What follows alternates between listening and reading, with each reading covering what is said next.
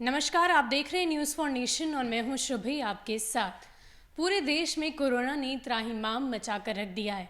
करीब 13 लाख से भी ज़्यादा लोग आज देश भर में कोरोना से संक्रमित हैं और वहीं 32,063 लोगों ने कोरोना से अपनी जान गंवा दी है। गौरतलब है कि कोरोना के बढ़ते संक्रमण को देखते हुए पूरे देश में 22 मार्च को लॉकडाउन लगाया गया था और ये करीब 4 फेज में चला था, जिसके बाद अनलॉक की प्रक्रिया शुरू हुई और इसके तहत कई सारी छूटें हमें मिली थी।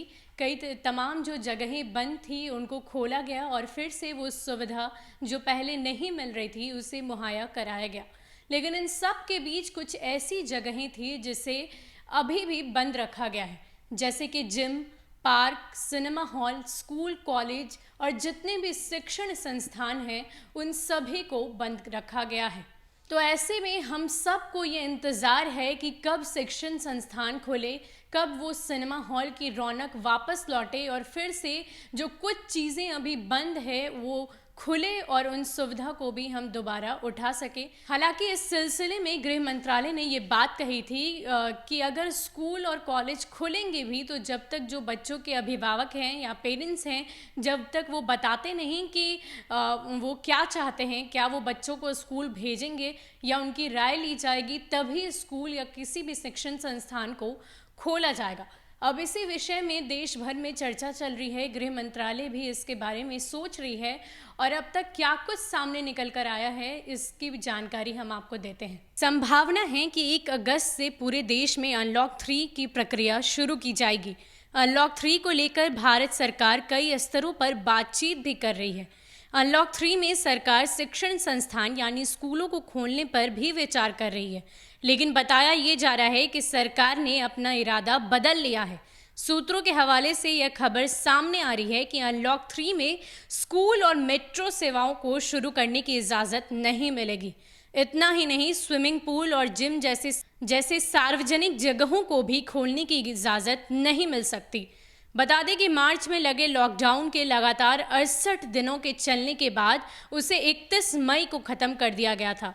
इसके बाद पूरे जून और जुलाई में अनलॉक 1 और अनलॉक 2 को व्यावहारिक तौर पर लागू किया गया, जिसमें मंदिर, होटल, रेस्टोरेंट वगैरह को खोलने की इजाज़त भी दी गई। सरकार की कोशिश थी कि अनलॉक की प्रक्रिया लाकर बेपटरी हो चुकी अर्थव्यवस्था को दुरुस्त किया जाए। बता दें कि बीते सोमवार को केंद्रीय मानव संसाधन विकास मंत्रालय ने राज्य सरकारों से स्कूलों को खोलने के लिए सलाह मशवरा किया। इस दौरान कई राज्यों के अभिभावकों ने स्कूल को बंद रखने की सलाह दी।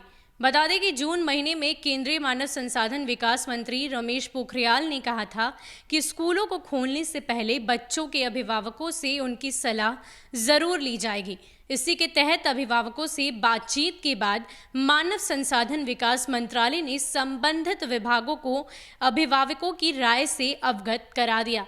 जो बातें सामने निकल कर आ रही है कि ज़्यादातर अभिभावकों का कहना है कि जब तक वैक्सीन विकसित नहीं हो तब तक स्कूलों को खोलने की इजाज़त नहीं दी जाएगी। तो आज की स्थिति ये है कि पूरे देश में कोरोना ने एक भयावह रूप ले लिया है। हर दिन हज़ारों लाखों की संख्या में कोरोना संक्रमित मरीजों की तादाद बढ़ती जा रही है और इसी बीच में ये बात स्वाभाविक है कि स्कूल और शिक्षण संस्थान फिलहाल नहीं खोले जाएंगे, क्योंकि ये एक ऐसी जगह होती है जहां भारी संख्या में छात्र और स्कूली बच्चे जमा होते हैं और बच्चों में भी संक्रमण का खतरा जो है वो काफ़ी ज़्यादा हो सकता है और शायद ये कम्युनिटी स्प्रेड का भी रूप ले ले।